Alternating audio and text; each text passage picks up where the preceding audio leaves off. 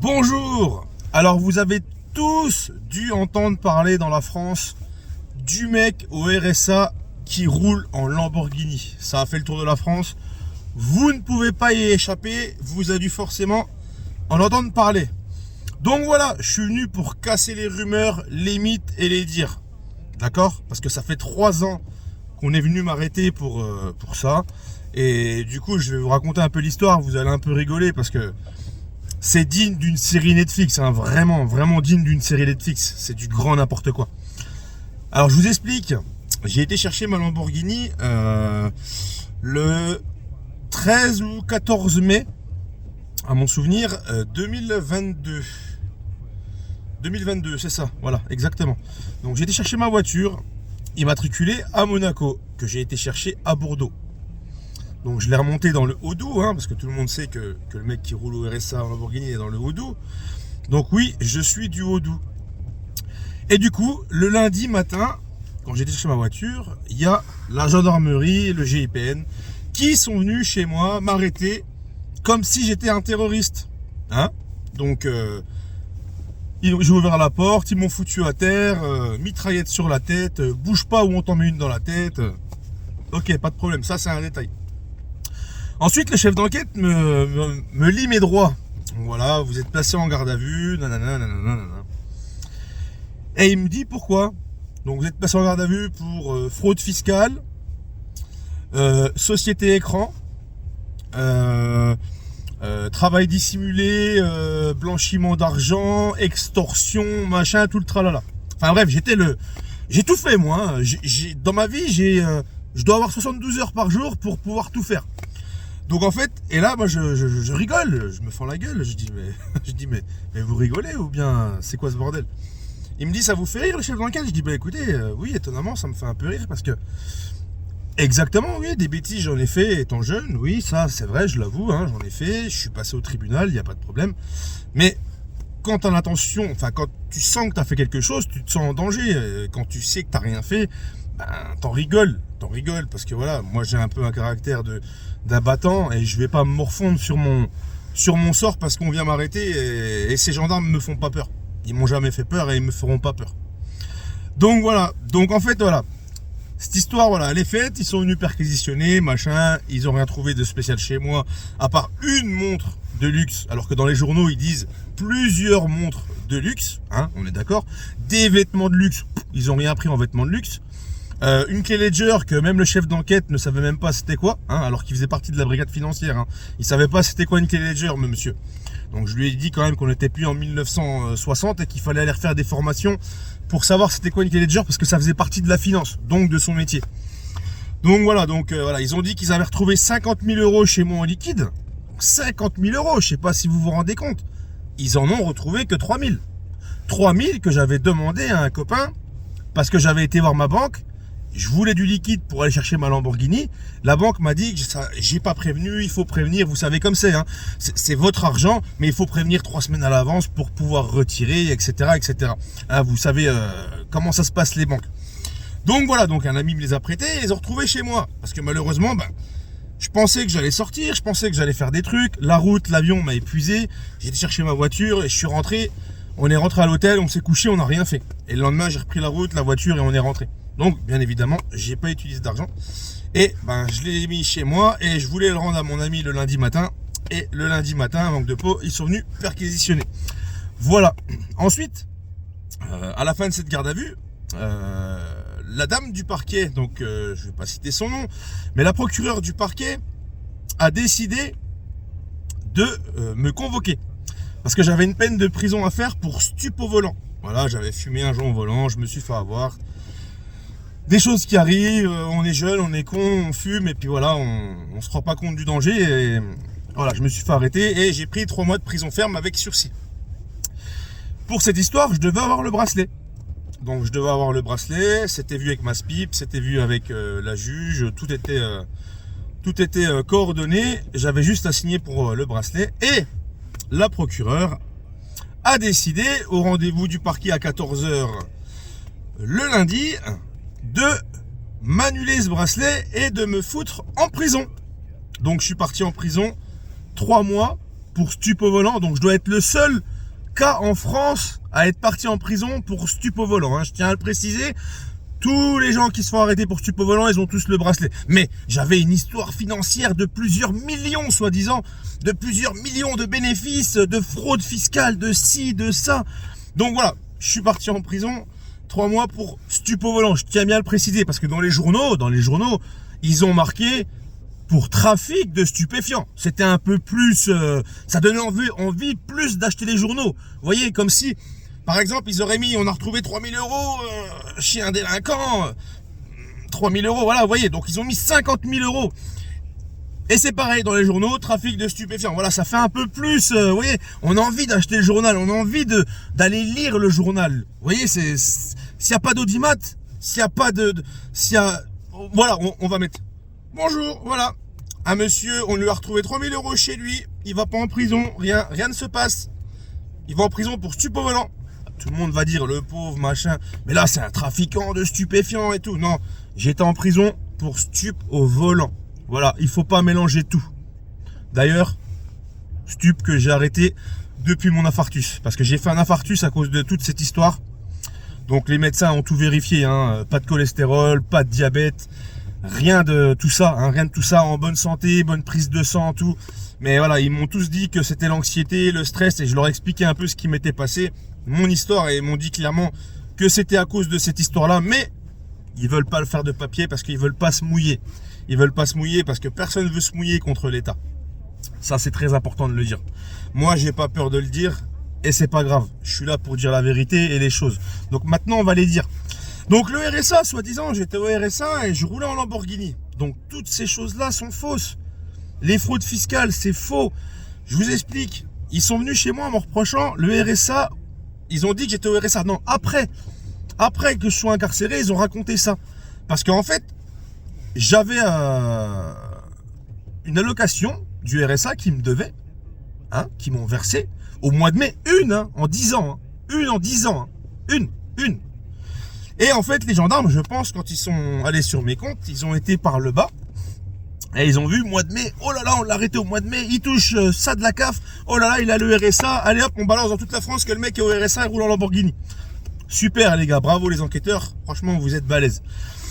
De plus, fraude fiscale, alors ils m'ont reproché de ne pas payer mes plus-values chez le notaire, en sachant que chez un notaire, quand on y met les pieds, on va pas acheter un bien avec une petite mallette d'argent en liquide en disant bonjour, je viens acheter un bien immobilier.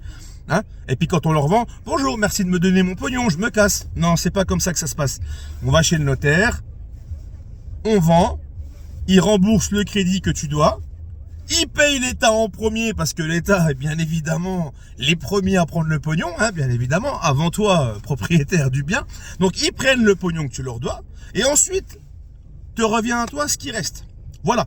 Donc comment veux-tu frauder? Voilà. Après, ils m'ont accusé de société écran parce que j'ai immatriculé mon Lamborghini à Monaco. Eh ben, pourquoi j'ai immatriculé mon Lamborghini à Monaco?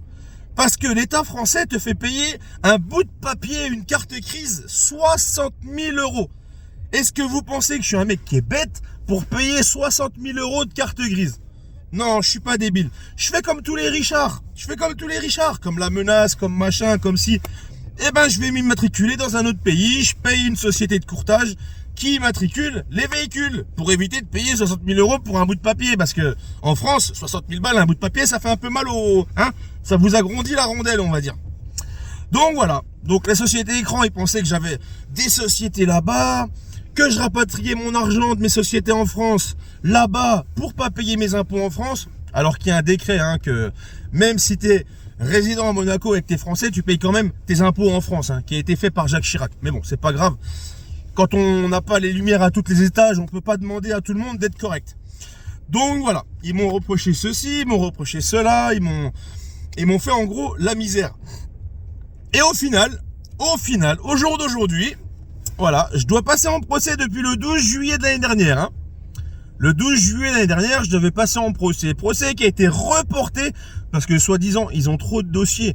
Ah bah oui, c'est sûr, hein, s'ils jugent tous ceux qui fument le stup au volant et puis qui boivent l'alcool au volant et puis qu'ils les mettent en prison, bah forcément, ils peuvent pas s'occuper du reste. Hein. Donc voilà, je devais juger ensuite le 22 janvier.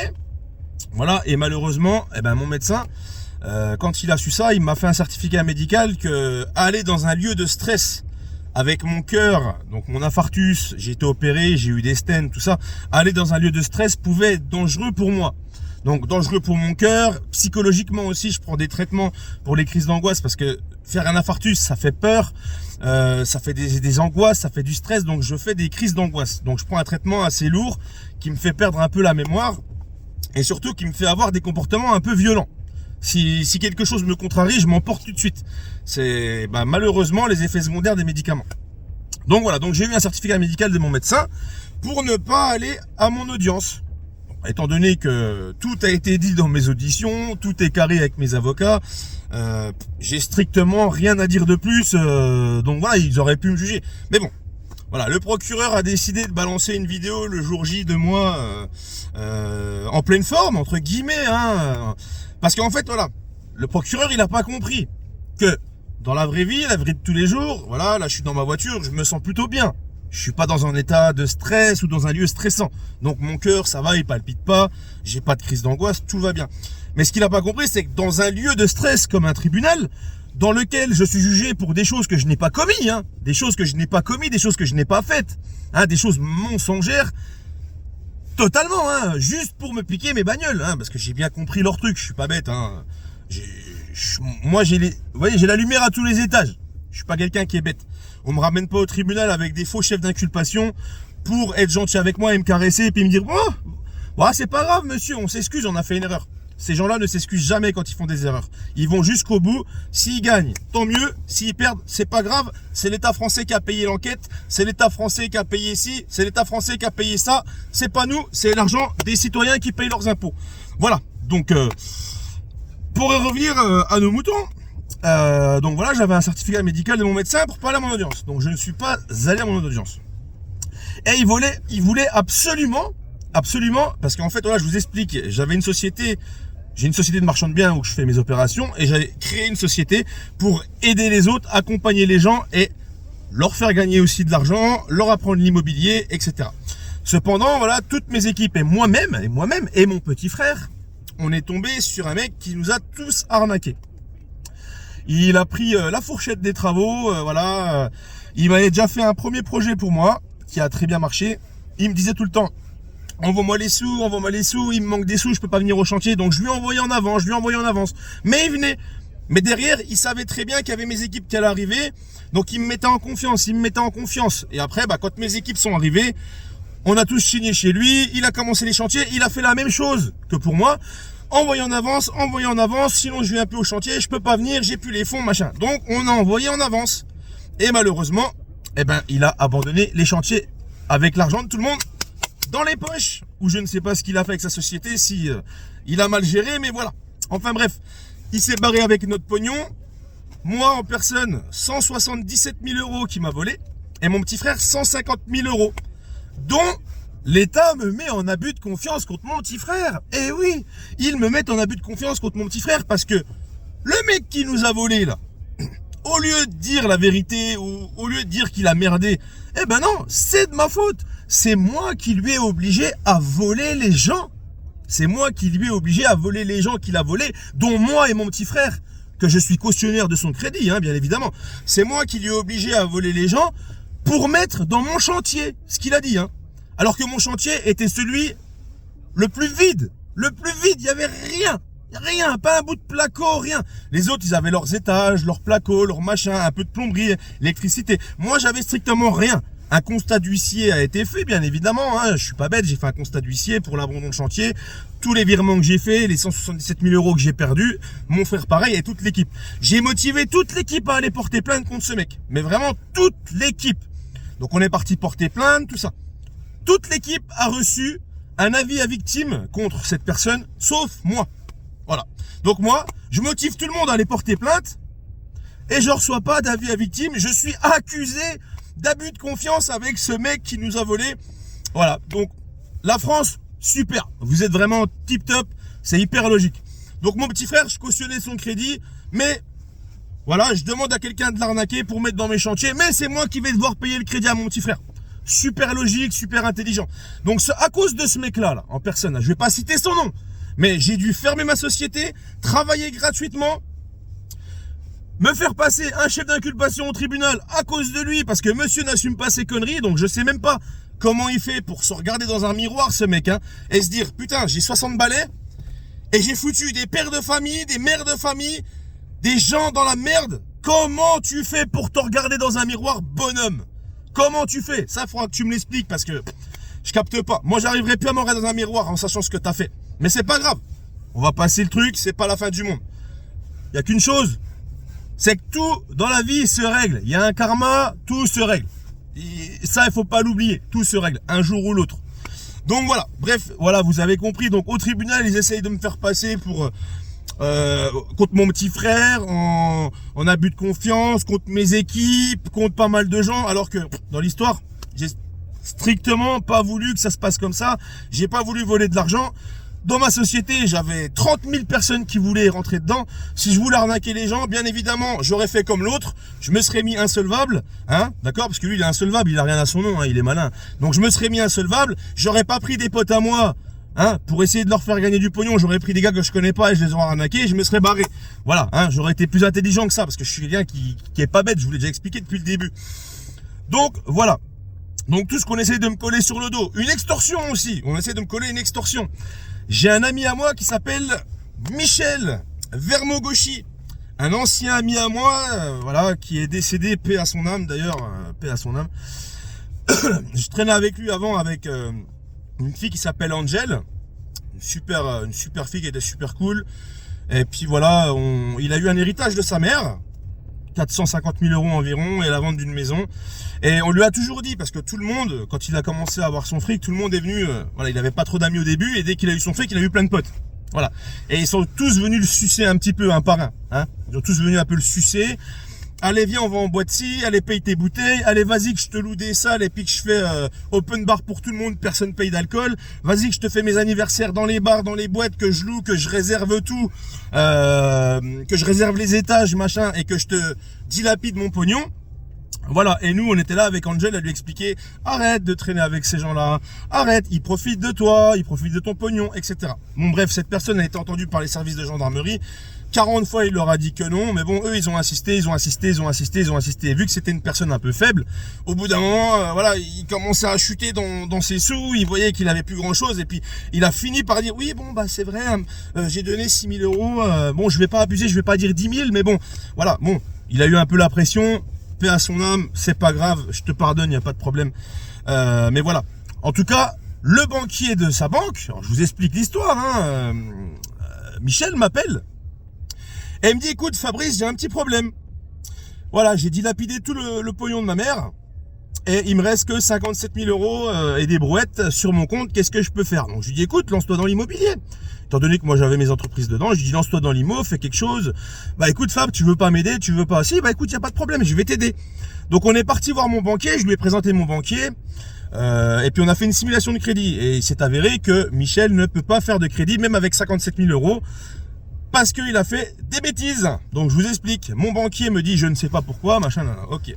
Donc Michou, il me demande, écoute Fab, est-ce que tu veux bien venir avec moi voir mon banquier pour régler cette situation? Pas de problème, prends rendez-vous. Il prend rendez-vous avec son banquier, j'y vais, je vais avec lui, on lui pose des questions, je comprenais pas trop, j'appelle mon banquier, je lui passe au téléphone, il s'explique, et on comprend qu'en fait, Michel a fait un chèque à la banque de un peu plus de ce qui lui restait pour mettre sur une épargne. Manque de peau, quand le chèque est passé, vu qu'il n'y avait pas les fonds sur le compte, eh ben, un chèque qui passe pas, on passe en Banque de France.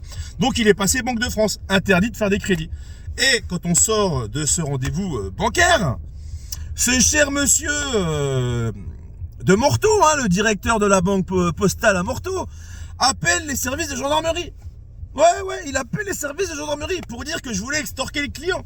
Comme si j'avais besoin de Michel pour avoir du pognon. Non mais franchement. Et surtout 3 semaines après ce rendez-vous chez le banquier, que je voulais soi-disant extorquer le pognon, Michel vient à la maison et toutes mes équipes pour bouffer chez moi. Hein, pour bouffer chez moi, et en plus de ça, il me manque de respect. Je le sors de chez moi, Michel, parce que Michel aimait bien la bibine, paix à son âme encore, je te salis pas, mais j'explique la vérité pour que les gens comprennent. Il aime un peu la bibine, il avait bu chez moi et il m'a manqué de respect. Je l'ai sorti et je lui ai dit, écoute, moi je t'aiderai pas sur ton projet immobilier, c'est mort. Donc voilà, et on veut me coller une extorsion contre ce mec que j'ai voulu aider, un pote que j'ai toujours voulu bien conseiller, et on a des preuves à l'appui, on a des messages, des mails, etc. Enfin bref, au tribunal, toutes les choses-là vont se régler. Donc voilà, toutes ces fausses choses qu'on essaye de me mettre sur le dos, qui sont pas vraies, et pour lesquels on essaye de me piquer mes bagnoles. Mais bon, il y en a des chaînes d'inculpation qui est des plus intéressants, c'est le travail dissimulé de marchand de biens. Oh là là, avec le blanchiment d'argent, le travail dissimulé de marchand de biens, attention.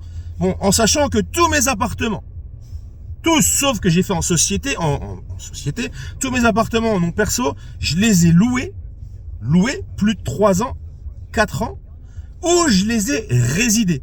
Mais non, ils veulent dire que c'est du travail dissimulé de marchand de biens. Un marchand de biens, il achète, il prend, il refait, il revend. Il s'amuse pas à louer ou il habite pas dedans. Il n'a pas le temps. Hein, c'est ce travail de marchand de biens. Donc le marchand de biens, c'est l'habitude, l'intention de revendre à l'acquisition. Quand tu loues pendant 3 ans et 4 ans, t'as pas l'intention de revendre. Elle est où l'intention de revendre à l'acquisition? Quand tu achètes une maison, et sur cette maison, tu as une ferme, que 3 ans après, tu dis à ton banquier que t'en as marre de payer pour cette ferme que tu payes depuis le début, que tu aimerais bien mettre en location les appartements. Aucune intention de revendre à l'acquisition. Aucune. Donc voilà, on essaye de me passer ça sur le dos. Comme ça, on dit que c'est de l'argent de travail dissimulé. Et bien évidemment, j'ai vendu ma maison, résidence principale. Je l'ai vendue pour une raison personnelle, qui sera citée au tribunal d'ailleurs. Mais voilà. Si je vends ma maison et que j'ai l'intention de la revendre, c'est du travail dissimulé. Si c'est de l'argent de travail dissimulé, c'est de l'argent blanchi. Donc j'achète ma voiture malhonnêtement, entre guillemets, hein, parce que c'est pas de l'argent qui vient de la drogue. Hein. Donc j'achète ma voiture entre guillemets et on peut me la reprendre. Voilà. Bon, les amis, je vous ai dit un peu tout ce qui s'est passé sur cette histoire. Elle est l'une des plus drôles qui soit, malheureusement. Moi, elle me fait rire, c'est pas un problème, elle me fait rire, et elle fait rire tout le monde. Parce que même mon petit frère, il a écrit un courrier au greffe, hein, et il lui a dit, maintenant il n'y a plus qu'à aller interroger notre chat, hein, pour terminer et boucler cette série Netflix qui fait rire un peu tout le monde. Donc voilà, tout le monde s'est un peu rendu compte des choses sur le plateau, il n'y a plus rien d'autre à dire. Maintenant, on verra bien au procès. Hein, que je sois là ou que je sois pas là, de toute façon j'ai une expertise médicale à faire, donc on verra bien. Maintenant, sur ce, maintenant que vous savez toute la vérité, je vous laisse les amis, je vous souhaite une excellente journée, et voilà, un salut du mec au RSA qui roule en Lamborghini. Allez, bye bye tout le monde.